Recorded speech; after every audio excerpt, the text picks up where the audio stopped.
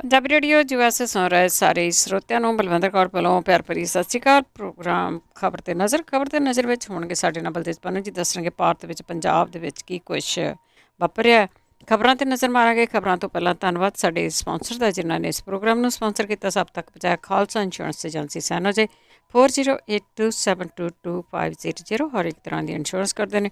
ਗੁਰਦੀਪ ਸਿੰਘ ਪਿਰਦੀ ਕਲੋਵਸ, ਤਨਾਮ ਸਿੰਘ ਸ਼ੇਰਗਿੱਲ ਸਲਮਾ, ਰਾਜਵਿੰਦਰ ਸਿੰਘ ਕਾਲੂ ਜੁਬਾ ਮਨਜੀਤ ਸਿੰਘ ਦੀਵਾਨਾ ਫਰੈਜ਼ਨੋ, ਧਰਮ ਸਿੰਘ ਰਘਵੀਰ ਕੌਰ ਸਲਮਾ, ਦਲਜੀਤ ਸਿੰਘ ਅਮਰਜੀਤ ਕੌਰ ਟਰਲਿਕ। ਬਹੁਤ ਧੰਨਵਾਦ ਕਰਦੇ ਹਾਂ। ਪ੍ਰੋਗਰਾਮਾਂ ਨੂੰ ਸਪਾਂਸਰ ਕਰ ਦਿਓ, ਸਭ ਤੱਕ ਪਹੁੰਚਾਉਂਦੇ ਹੋ। ਸਾਡੇ ਨਾਲ ਜੁੜ ਚੁੱਕੇ ਨੇ ਬਲਤੇਜ ਪੰਨੂ ਜੀ। ਸਤਿ ਸ਼੍ਰੀ ਅਕਾਲ, ਸਵਾਗਤ ਹੈ ਜੀ। ਸਤਿ ਸ਼੍ਰੀ ਅਕਾਲ ਜੀ, ਧੰਨਵਾਦ ਜੀ, ਬਹੁਤ ਮਿਹਰਬਾਨੀ। ਗੱਲ ਕਰਦੇ ਹਾਂ ਵੀ ਪੰਜਾਬ ਬੰਦ ਹੋਊਗਾ ਅੱਜ, ਅਤੇ ਉਸੇ ਦੇ ਨਾਲ ਸਾਰੇ ਹੀ ਵਰਗਾਂ ਦੀ ਜਿਹੜੀ ਹਮਾਇਤ ਆ ਉਹ ਕਿਸਾਨਾਂ ਨੂੰ। ਦੇਖੋ ਜੀ, ਅੱਜ ਜਿਹੜਾ ਕਿਸਾਨ ਜਥੇਬੰਦੀਆਂ ਨੇ ਨਾ ਸਿਰਫ ਪੰਜਾਬ ਬਲਕਿ ਸੱਦਾ ਤਾਂ ਜਿਹੜਾ ਜੀ ਉਹ ਭਾਰਤ ਬੰਦ ਦਾ ਹੈ। ਪੰਜਾਬ ਤੇ ਹਰਿਆਣਾ ਤਾਂ ਮੁਕੰਮਲ ਇਹ ਦਿਸੂਗਾ, ਬਾਕੀ ਥਾਵਾਂ ਦੇ ਉੱਤੇ ਵੀ, ਕਿਉਂਕਿ ਜਿਹੜੀਆਂ ਟ੍ਰੇਡ ਯੂਨੀਅਨਾਂ ਨੇ ਉਹ ਵੀ ਹੱਕ ਦੇ ਵਿੱਚ ਆ ਗਈਆਂ ਨੇ ਕਿਸਾਨਾਂ ਦੇ ਇਹਨਾਂ ਬਿੱਲਾਂ ਦੇ ਵਿਰੋਧ ਦੇ ਵਿੱਚ।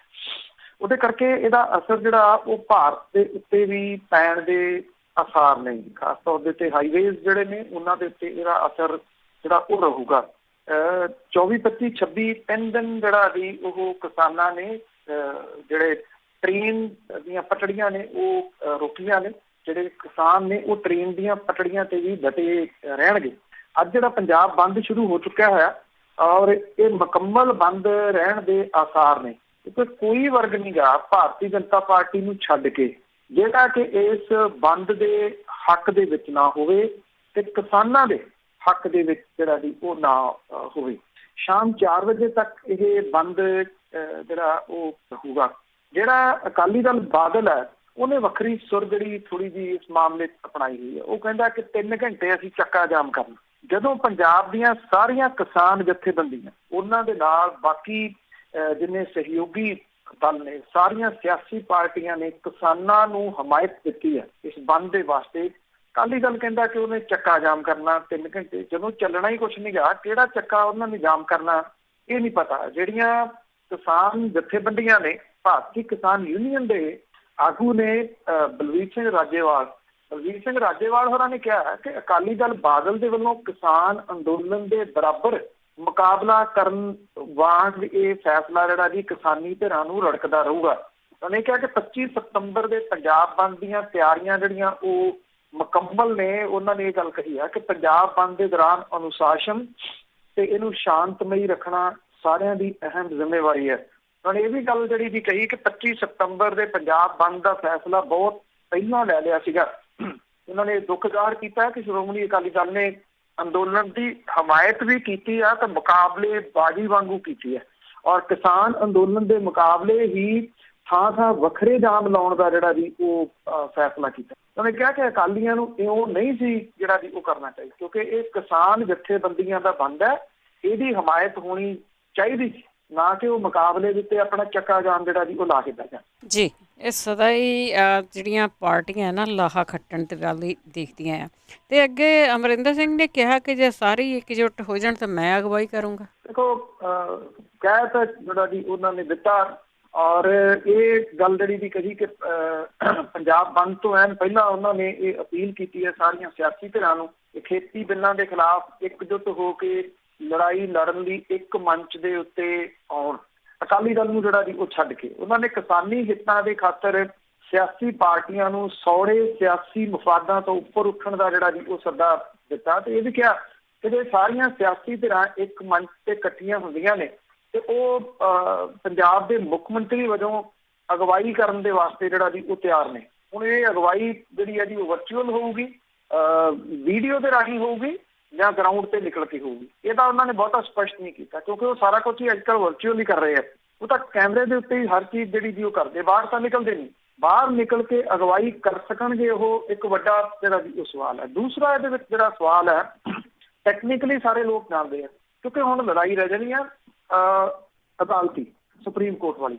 ਜੇ ਤਾਂ ਸਰਕਾਰ ਨੇ ਜਿਹੜੇ ਉਹਦੇ ਮੌਜੂਦਾ ਵਕੀਲ ਨੇ ਉਹਨਾਂ ਦੇ ਰਾਹੀਂ ਉਹਨਾਂ ਇਹ ਲੜਾਈ ਲੜਨੀ ਹੈ, ਫਿਰ ਤਾਂ ਇਹ ਲੜਾਈ ਨਹੀਂ ਜਿੱਤੀ ਜਾ ਸਕਦੀ, ਕਿਉਂਕਿ ਉੱਥੇ ਤਾਂ ਜਿਹੜੇ ਲਿਖਿਤ ਬੰਦੇ ਨੇ ਉਹ ਬਿਠਾਏ ਹੋਏ ਨੇ ਸਰਕਾਰ ਨੇ, ਜਿਹੜੇ ਕਿ ਪੰਜਾਬ ਸਰਕਾਰ ਦੇ ਕੇਸ ਹਾਰਨ ਦੇ ਵਾਸਤੇ ਬਿਠਾਏ ਨੇ।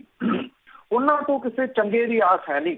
ਜੇ ਜਿਹੜੀਆਂ ਕਿਸਾਨੀ ਧਿਰਾਂ ਨੇ ਉਹ ਇਕੱਠੀਆਂ ਹੋ ਕੇ ਆਪਣੇ ਵਕੀਲ ਕਰਕੇ ਫਿਰ ਜਿਹੜਾ ਜੀ ਉਹ ਅੱਗੇ ਤੁਰਦੀਆਂ ਨੇ, ਤੇ ਇਹ ਲੜਾਈ ਇਸ ਤਰ੍ਹਾਂ ਨਹੀਂ ਆ ਕਿ ਲੜੀ ਨਹੀਂ ਜਾ ਸਕਦੀ ਤੇ ਜਿੱਤੀ ਨਹੀਂ ਜਾ ਸਕਦੀ। ਜਿਸ ਤਰੀਕੇ ਦੇ ਨਾਲ ਅਵੇਅਰਨੈਸ ਪਿੰਡ ਦੀਆਂ ਪੰਚਾਇਤਾਂ 'ਚ ਆ ਰਹੀ ਆ, ਗ੍ਰਾਮ ਸਭਾ ਦੇ ਇਕੱਠ ਸੱਦੇ ਜਾ ਰਹੇ ਆ, ਉੱਥੇ ਮਤੇ ਪਾਏ ਜਾਣਗੇ, ਉਹ ਚੀਜ਼ ਤੁਹਾਡੇ ਵਾਸਤੇ ਸੁਪਰੀਮ ਕੋਰਟ ਦੇ ਵਿੱਚ ਕੇਸ ਲੜਨ ਲਈ ਕਿਸਾਨਾਂ ਲਈ ਇੱਕ ਬਹੁਤ ਮਜ਼ਬੂਤ ਆਧਾਰ ਖੜਾ ਜਿਹੜਾ ਜੀ ਉਹ ਕਰ ਦੂਗੀ।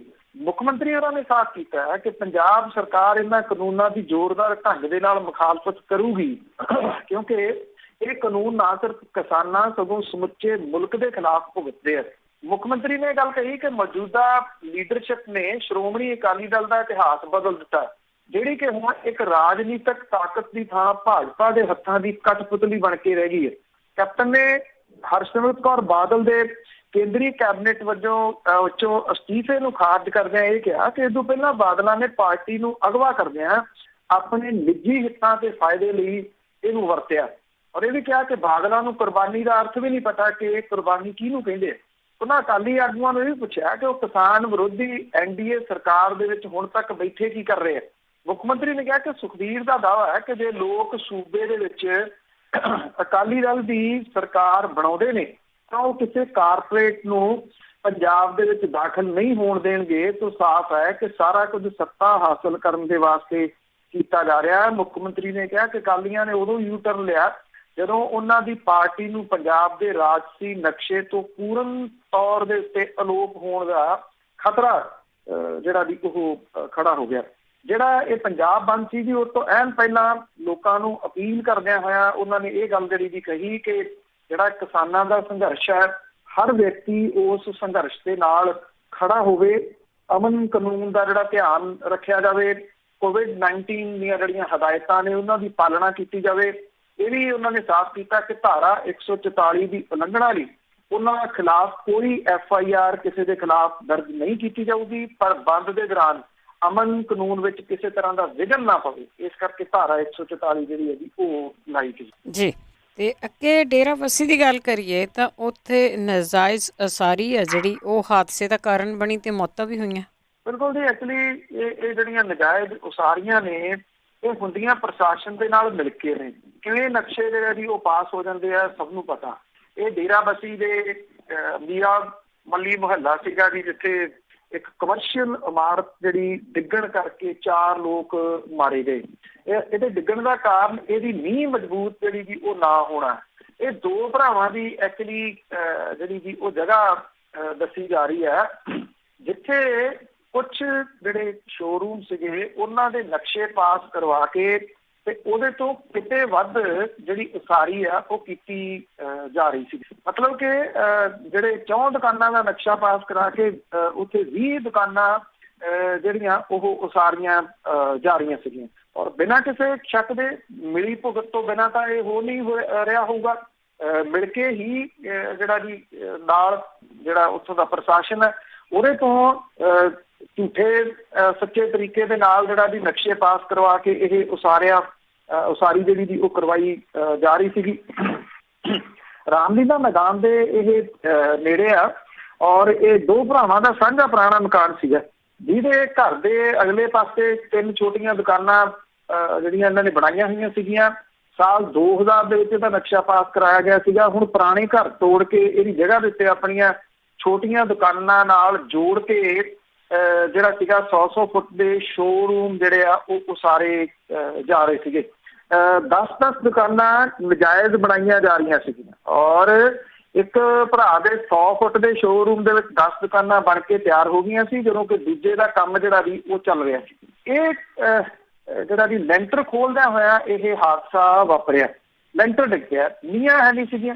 ਔਰ ਦੂਸਰਾ ਇਹ ਕਿਹਾ ਗਿਆ ਕਿ ਜਿਹੜੇ ਪੁਰਾਣੇ ਘਰ ਸੀਗੇ ਉਹ ਤੋੜ ਕੇ ਉਹਨਾਂ ਦੇ ਵਿੱਚ ਜਿਹੜਾ ਪੁਰਾਣਾ ਸਰੀਆ ਸੀਗਾ ਉਹਦਾ ਇਸਤੇਮਾਲ ਜਿਹੜਾ ਕੀਤਾ ਗਿਆ ਇਹਨਾਂ ਦੁਕਾਨਾਂ ਦੀ ਉਸਾਰੀ ਦੇ ਵਾਸਤੇ। ਜੇਕਰ ਕੋਈ ਜੰਗਾਲ ਹੋਊਗਾ ਉਹ ਸਰੀਆ, ਔਰ ਦੂਸਰਾ ਕਿਉਂਕਿ ਜਿਹੜੀ ਮਿੱਟੀ ਟੈਸਟ ਵਗੈਰਾ ਨਹੀਂ ਕੀਤੀ ਜਾਂਦੀ ਕਿ ਕਿਸ ਜਗ੍ਹਾ ਦੇ ਉੱਤੇ ਕਿੰਨੀ ਜਿਹੜੀ ਡੂੰਘੀ ਨੀਂਹ ਆ ਉਹ ਲੋੜ ਹੈ।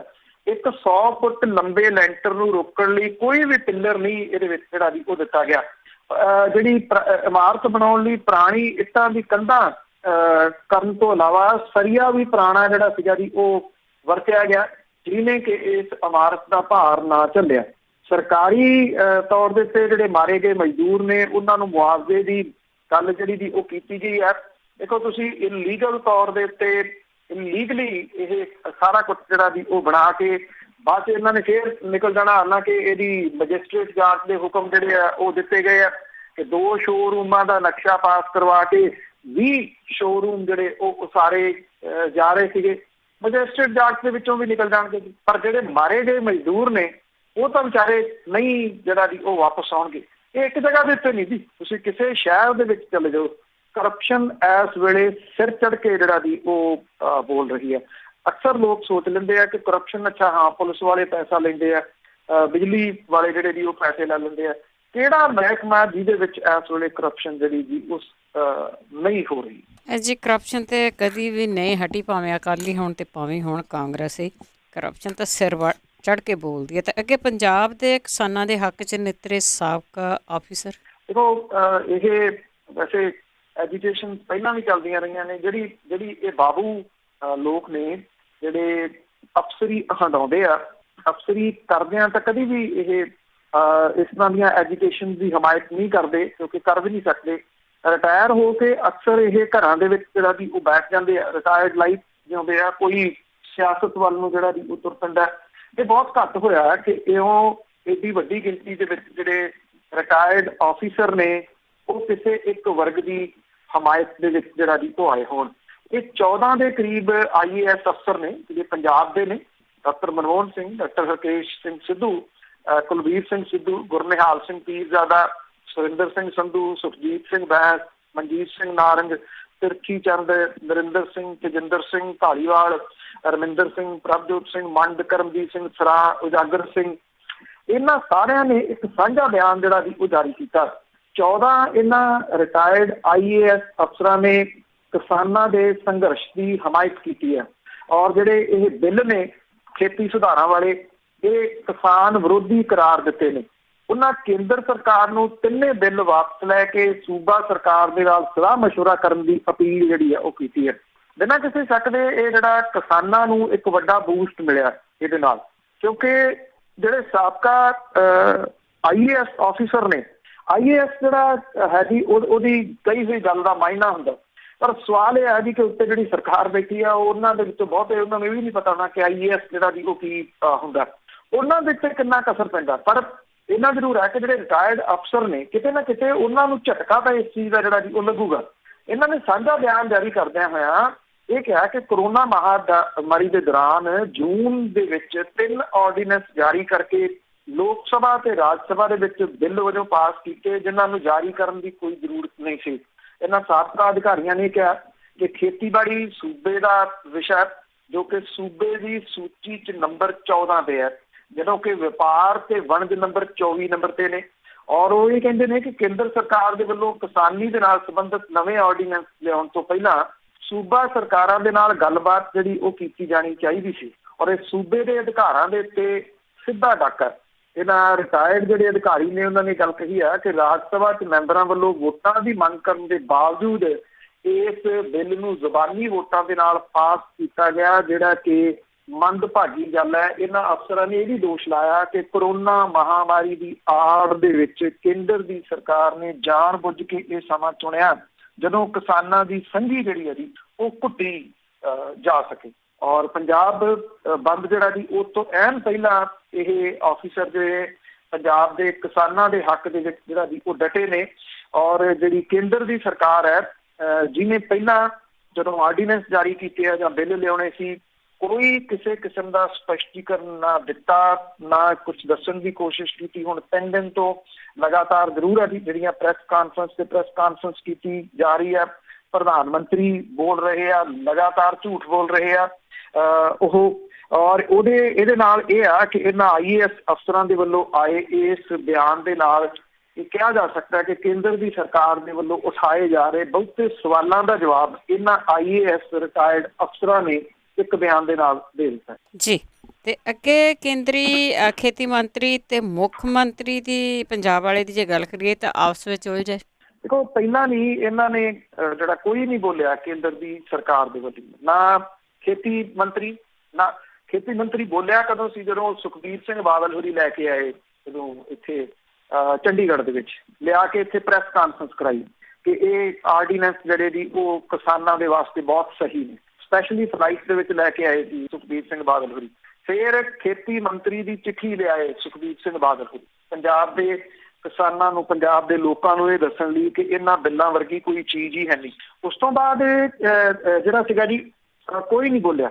ਪਰ ਫਿਰ ਜਦੋਂ ਇਹ ਬਿੱਲ ਆਏ, ਬਿੱਲਾਂ ਦਾ ਵਿਰੋਧ ਹੋਣਾ ਸ਼ੁਰੂ ਹੋਇਆ ਤਾਂ ਪ੍ਰਧਾਨ ਮੰਤਰੀ ਉਹਨਾਂ ਮਨ ਕੀ ਬਾਤ ਕੀ 3 ਵਾਰੀ ਹੁਣ ਤੱਕ TV ਦੇ ਉੱਤੇ ਜਿਹੜਾ ਜੀ ਉਹ ਸੰਬੋਧਨ ਹੋ ਚੁੱਕੇ ਲੋਕਾਂ ਨੂੰ, ਔਰ ਇਸ ਸੰਬੋਧਨ ਦੇ ਵਿੱਚ ਲਗਾਤਾਰ ਉਹਨਾਂ ਨੇ ਜਿਹੜਾ ਵੀ ਉਹ ਝੂਠ ਬੋਲਿਆ। ਜਿਹੜੀ ਗੱਲ ਉਹ ਇਹ ਕਹਿੰਦੇ ਆ ਕਿ ਇਹ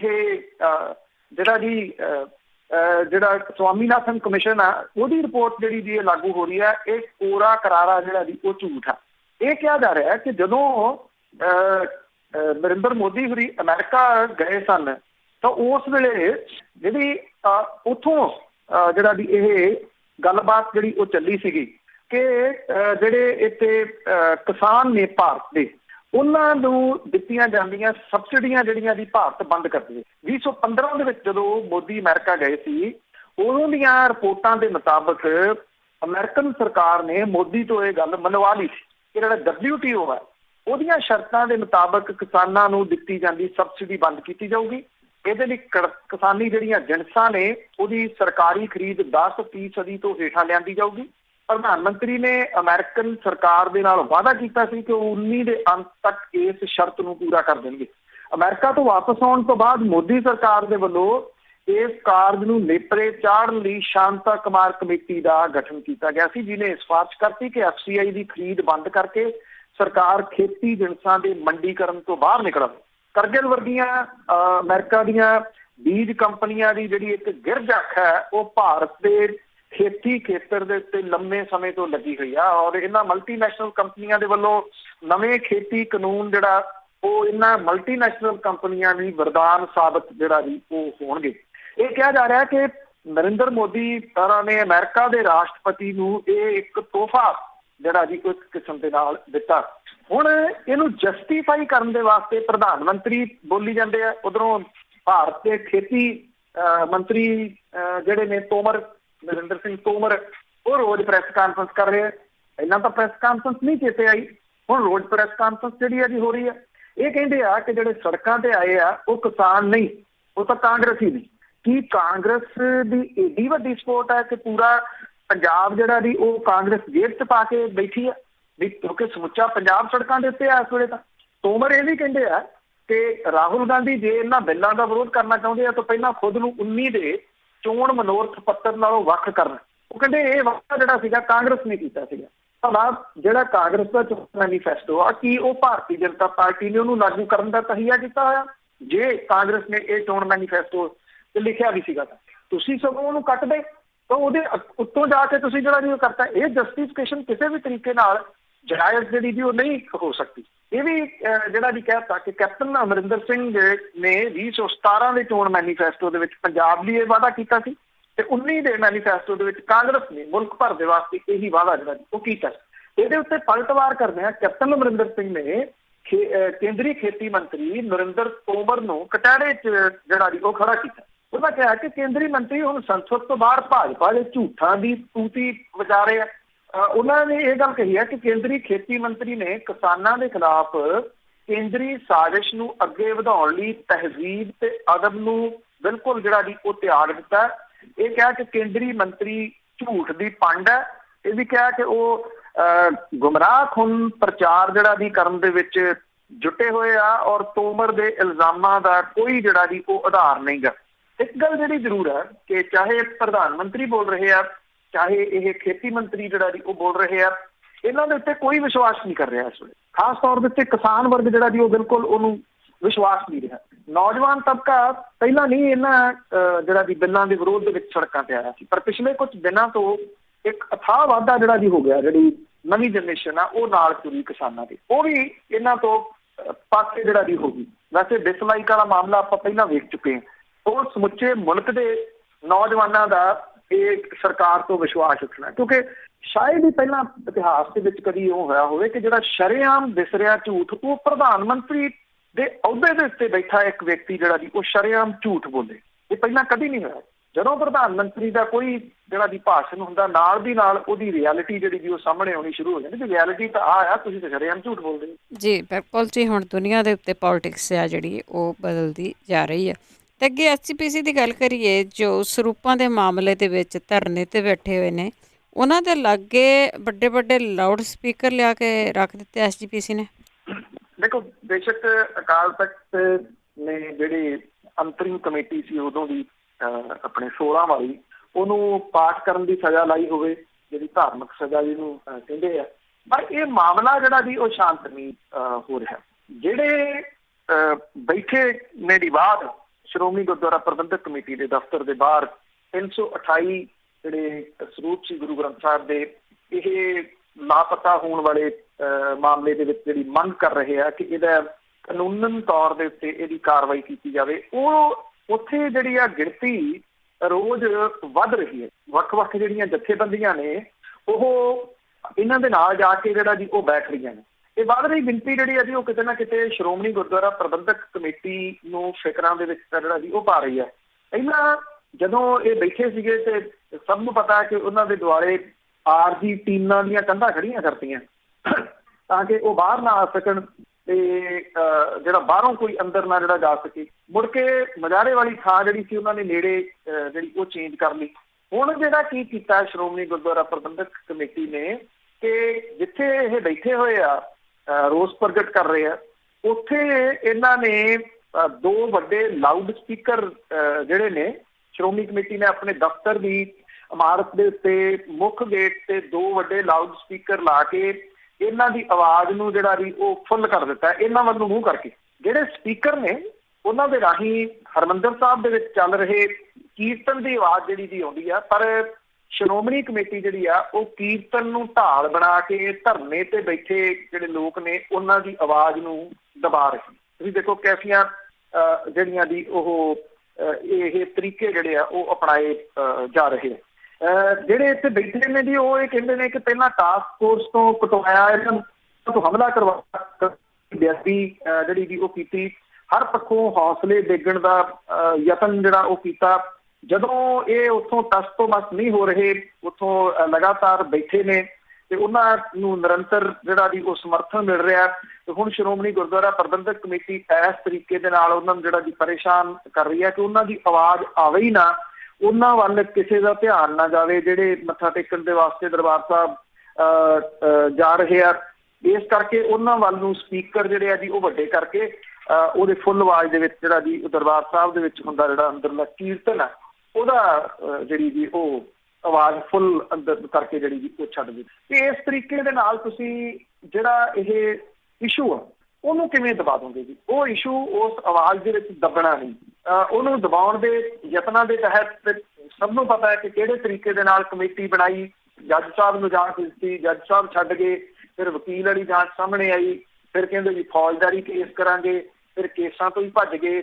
ਹੁਣ ਸ਼੍ਰੋਮਣੀ ਗੁਰਦੁਆਰਾ ਪ੍ਰਬੰਧਕ ਕਮੇਟੀ ਦੇ ਪ੍ਰਧਾਨ ਇਹ ਕਹਿੰਦੇ ਆ ਨਾ ਕੋਈ ਸਰੂਪ ਗਾਇਬ ਹੋਇਆ, ਨਾ ਕੋਈ ਸਰੂਪ ਲਾਪਤਾ ਹੋਇਆ, ਇਹ ਤਾਂ ਸਿਰਫ ਗਿਣਤੀ ਮਿਣਤੀ ਦੇ ਵਿੱਚ ਥੋੜਾ ਫਰਕ ਪੈ ਗਿਆ ਸੀ। ਉਹ ਗਿਣਤੀਆਂ ਮਿਣਤੀਆਂ ਹੁਣ ਜਿਹੜੀਆਂ ਜੀ ਉਹ ਠੀਕ ਕਰਨੀਆਂ ਗਈਆਂ ਨੇ।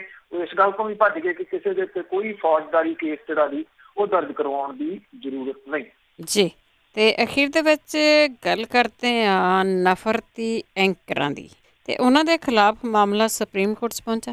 ਦੇਖੋ ਇੱਥੇ ਤਾਂ ਬਹੁਤ ਨਫ਼ਰਤੀ ਐਂਕਰ ਇਸ ਵੇਲੇ ਹਨ ਜੀ। ਜੇ ਤੁਸੀਂ ਉਹਨਾਂ ਨੂੰ ਕਿਤੇ ਦੇਖ ਲਓ, ਉਹਨਾਂ ਦੇ ਜਿਹੜੇ ਗੈਸਟ ਆਉਂਦੇ ਆ ਉਹ ਪਤਾ ਨਹੀਂ ਕਿਵੇਂ ਸਰਵਾਈਵ ਜਿਹੜਾ ਸੀ ਉਹ ਕਰਦੇ ਹੋਣਗੇ।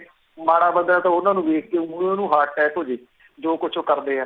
ਅੱਛਾ, ਬੋਲਦੇ ਬੋਲਦੇ ਆਪਣੀ ਜਿਹੜੀ ਚੇਅਰ ਆ ਉਹਦੇ ਤੋਂ ਉੱਠ ਕੇ ਖੜੇ ਹੋ ਜਾਂਦੇ ਆ, ਫਿਰ ਉਹ ਮੁੱਕੀਆਂ ਜਿਹੜੀਆਂ ਨੇ ਉਹ ਟੇਬਲ ਦੇ ਉੱਤੇ ਮਾਰਨ ਲੱਗ ਜਾਂਦੇ ਆ। ਔਰ ਕਿਸੇ ਵੀ ਅਹੁਦੇ ਦੇ ਉੱਤੇ ਬੈਠੇ ਵਿਅਕਤੀ, ਉਹ ਕਿਸੇ ਵੀ ਸੂਬੇ ਦਾ ਹੋਵੇ, ਮੁੱਖ ਮੰਤਰੀ ਹੋਵੇ, ਡਿਪਟੀ ਮੁੱਖ ਮੰਤਰੀ ਹੋਵੇ, ਮੰਤਰੀ ਹੋਵੇ, ਉਹਨੂੰ ਤੂੰ ਕਹਿ ਕੇ ਆਵਾਜ਼ਾਂ ਮਾਰਦੇ ਆ, ਤੂੰ ਮੇਰੀ ਸ਼ੋਅ 'ਚ ਆ, ਤੂੰ ਮੇਰੇ ਸਵਾਲਾਂ ਦਾ ਜਵਾਬ ਜਿਹੜਾ ਜੀ ਉਹ ਦੇ। ਇਹ ਗੋਦੀ ਮੀਡੀਆ ਸਾਰਾ ਜਿਹੜਾ ਜੀ, ਕਿਉਂਕਿ ਉਹਨਾਂ ਦਾ ਮਕਸਦ ਹੀ ਧਿਆਨ ਡਾਈਵਰਟ ਜਿਹੜਾ ਜੀ ਉਹ ਕਰਨਾ, ਉਹਨੂੰ ਕਰਨ ਦੇ ਫੁੱਲ ਫਲੈਜ ਜਿਹੜਾ ਉਹ ਯਤਨਾਂ ਦੇ ਵਿੱਚ ਨੇ। ਇੱਕ ਸੁਦਰਸ਼ਨ ਟੀਵੀ ਆ, ਅਜਿਹੀ ਹੀ ਨਫ਼ਰਤ ਜਿਹੜੀ ਆ ਜੀ ਉਹ ਇੱਥੇ ਫੈਲਾਉਂਦਾ। ਉਹ ਟੀਵੀ ਬਹਿਸ ਦੇ ਵਿੱਚ ਹਿੱਸਾ ਲੈਣ ਤੋਂ ਬਾਅਦ ਇੱਕ ਕਾਂਗਰਸੀ ਆਗੂ ਰਾਜੀਵ ਤਿਆਗੀ ਦੀ ਮੌਤ ਹੋ ਗਈ ਸੀ। ਉਹਨੂੰ ਦਿਲ ਦਾ ਦੌਰਾ ਜਿਹੜਾ ਜੀ ਉਹ ਪੈ ਗਿਆ। ਉਹਦੇ ਉੱਤੇ ਇਲਜ਼ਾਮ ਕੁਛ ਇਸ ਤਰ੍ਹਾਂ ਦੇ ਲਾਏ ਗਏ ਸੀ ਕਿ ਉਹ ਬਰਦਾਸ਼ਤ ਨਹੀਂ ਜਿਹੜਾ ਜੀ ਉਹ ਕਰ ਸਕਿਆ। ਉਹਦੀ ਵਿਧਵਾ ਸੰਗੀਤਾ ਤਿਆਗੀ ਤੇ ਪਾਰਟੀ ਤਰਜਮਾਨ ਪਵਨ ਖੇੜਾ ਦੀ ਪਤਨੀ ਜਿਹੜੀ ਆ ਨੀਲਮਾ ਨੇ ਸੁਦਰਸ਼ਨ ਟੀਵੀ ਦੇ ਕੇਸ ਦੇ ਵਿੱਚ ਸੁਪਰੀਮ ਕੋਰਟ ਦਾ ਰੁਖ ਕਰਦਿਆਂ ਮੰਗ ਕੀਤੀ ਹੈ ਕਿ ਖਾਸ ਨਿਊਜ਼ ਐਂਕਰਾਂ ਤੇ ਨਫ਼ਰਤੀ ਭਾਸ਼ਣ ਦੇ ਪ੍ਰਚਾਰ ਪ੍ਰਸਾਰ ਵਾਲਿਆਂ ਨੂੰ ਬੋਲਣ ਦੀ ਆਜ਼ਾਦੀ ਦਾ ਹੱਕ ਨਹੀਂ ਮਿਲਣਾ ਚਾਹੀਦਾ। ਇਹਨਾਂ ਦੋਨਾਂ ਔਰਤਾਂ ਨੇ ਪ੍ਰਾਈਮ ਟਾਈਮ ਟੀਵੀ ਸ਼ੋਜ਼ ਦੇ 4 ਜਿਹੜੇ ਐਂਕਰਾਂ ਦਾ ਹਵਾਲਾ ਦਿੰਦਿਆਂ ਅਰਜ਼ੀ 'ਚ ਦੋਸ਼ ਲਾਇਆ ਕਿ ਉਹਨਾਂ ਦੇ ਪ੍ਰੋਗਰਾਮ ਫਿਰਕੂ ਭਾਵਨਾਵਾਂ ਭੜਕਾਉਣ ਵਾਲੇ ਨੇ, ਹਾਕਮ ਪਾਰਟੀ ਦੇ ਪੱਖ 'ਚ ਹੁੰਦੇ ਨੇ। ਜਿਹੜੇ ਵਕੀਲ ਨੇ ਉਹਦੇ ਰਾਹੀਂ ਦਾਖਲ ਅਰਜ਼ੀ ਦੇ ਵਿੱਚ ਫੌਰੀ ਸੁਣਵਾਈ ਦੀ ਮੰਗ ਕਰਦੇ ਆ। ਦੇਸ਼ 'ਚ ਇਲੈਕਟ੍ਰੋਨਿਕ ਮੀਡੀਆ ਦੀ ਹਾਲਤ ਦੀ ਤੁਲਨਾ ਨਾਜ਼ੀ ਜਰਮਨੀ ਦੇ ਨਾਲ ਜਿਹੜਾ ਜੀ ਉਹ ਕੀਤੀ ਹੈ। ਔਰ ਅਰਜ਼ੀ ਦੇ ਵਿੱਚ ਜਰਮਨੀ ਦੇ ਧਰਮ ਵਿਗਿਆਨੀ ਤੇ ਲੂਥਰਨ ਪਾਸਟਰ ਮਾਰਟਨ ਨਿਮੋਲਰ ਦਾ ਹਵਾਲਾ ਵੀ ਦਿੱਤਾ ਗਿਆ। ਜਿਹੜੀ ਉਹਨਾਂ ਦੀ ਵਿਸ਼ਵ ਪ੍ਰਸਿੱਧ ਲਾਈਨਾਂ ਨੇ ਉਹਦਾ ਹਵਾਲਾ ਜਿਹੜਾ ਉਹ ਦਿੱਤਾ ਗਿਆ, ਜਿਹਦੇ ਵਿੱਚ ਉਹਨਾਂ ਨੇ ਕਿਹਾ ਸੀਗਾ ਕਿ ਪਹਿਲਾਂ ਉਹ ਸਮਾਜਵਾਦੀਆਂ ਲਈ ਆਏ, ਮੈਂ ਕੁਛ ਨਾ ਬੋਲਿਆ ਕਿਉਂਕਿ ਮੈਂ ਸਮਾਜਵਾਦੀ ਨਹੀਂ ਸੀ।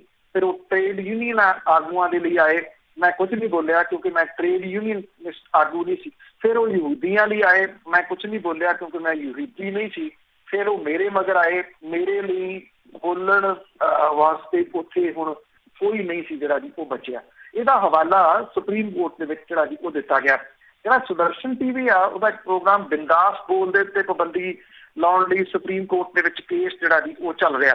ਇਹ ਉਹਦੇ ਵਿੱਚ ਕਹਿੰਦੇ ਆ ਜਿਹੜਾ ਪ੍ਰੋਗਰਾਮ ਹੈ ਕਿ ਸਰਕਾਰੀ ਨੌਕਰੀਆਂ ਦੇ ਵਿੱਚ ਜਿਹੜਾ ਮੁਸਲਿਮ ਭਾਈਚਾਰਾ ਉਹਦੀ ਘੁਸਪੈਠ ਹੋਈ ਹੈ। ਮੈਂ ਇਹਦਾ ਇੱਕ ਦਿਨ ਵਿਸਥਾਰ ਦੱਸਿਆ ਸੀਗਾ ਕਿ ਕਿੰਨਾ ਇਹ ਕਹਿੰਦੇ ਆ ਤੇ ਐਕਚੁਅਲੀ ਜਿੰਨੀ ਉਹਨਾਂ ਦੀ ਪਾਪੂਲੇਸ਼ਨ ਆ ਉਦੋਂ ਅੱਧੀਆਂ ਵੀ ਨੌਕਰੀਆਂ ਉਹਨਾਂ ਕੋਲ ਜਿਹੜੀਆਂ ਦੀ ਹੈ ਨਹੀਂ। ਇਹ ਨਫ਼ਰਤੀ ਭਾਸ਼ਣ ਜਿਹੜੇ ਨੇ ਇਹਨਾਂ ਨੂੰ ਕੋਈ ਨਹੀਂ ਜਿਹੜਾ ਜੀ ਉਹ ਰੋਕ ਰਿਹਾ, ਕਿਉਂਕਿ ਸਰਕਾਰ ਦੀ ਸ਼ਹਿ ਦੇ ਤਹਿਤ ਇਹ ਸਾਰੇ ਜਿਹੜੇ ਕੀਤੇ ਜਾ ਰਹੇ ਆ ਤਾਂ ਕਿ ਲੋਕ ਜਿਹੜੇ ਆ ਉਹ ਅਸਲ ਜਿਹੜੀਆਂ ਸਮੱਸਿਆਵਾਂ ਨੇ ਉਸ ਪਾਸੇ ਵੱਲ ਉਹਨਾਂ ਦਾ ਧਿਆਨ ਨਾ ਜਿਹੜਾ ਜੀ ਉਹ ਜਾ ਸਕੇ ਤੇ ਲੋਕ ਉਲਝੇ ਰਹਿਣ। ਉੱਤਰ ਪ੍ਰਦੇਸ਼ ਜਿਹੜਾ ਕਿ ਕਿਸਾਨ ਅੰਦੋਲਨਾਂ ਦੀ ਪਿੱਠ ਭੂਮੀ ਰਿਹਾ, ਉੱਥੇ ਜਿਹੜੇ ਬੈਠੇ ਬਜ਼ੁਰਗ ਕਿਸਾਨ ਨੇ ਸੱਥਾਂ ਦੇ ਵਿੱਚ ਉਹ ਕੋਸ਼ਿਸ਼ ਤਾਂ ਕਰ ਰਹੇ ਆ ਕਿ ਅੱਜ ਬੰਦ ਦੇ ਵਿੱਚ ਉਹ ਵੀ ਚੱਕਾ ਜਾਮ ਕਰਨ, ਪਰ ਉਹ ਇੱਕ ਗੱਲ ਬੜੀ ਦੁਖੀ ਹੋ ਕੇ ਕਹਿੰਦੇ ਕਿ ਉੱਤਰ ਪ੍ਰਦੇਸ਼ ਚੋਂ ਵੱਡੀਆਂ ਮੂਵਮੈਂਟਾਂ ਕਿਸਾਨਾਂ ਦੀਆਂ ਚੱਲਦੀਆਂ ਰਹੀਆਂ ਨੇ। ਅੱਜ ਉੱਤਰ ਪ੍ਰਦੇਸ਼ ਦੇ ਵਿੱਚ ਹਿੰਦੂ ਮੁਸਲਿਮ ਜਿਹੜਾ ਵਿਵਾਦ ਹੈ ਉਹਨੇ ਇੰਨਾ ਜ਼ਿਆਦਾ ਆਪਣਾ ਗਲਬਾ ਜਿਹੜਾ ਵੀ ਉਹ ਪਾ ਦਿੱਤਾ ਕਿ ਸੰਘਰਸ਼ ਕਰਨ ਵਾਲੇ ਜਿਹੜੇ ਕਿਸਾਨ ਸੀ ਉਹ ਹਾਰ ਹੰਭ ਕੇ ਬਹਿ ਗਏ।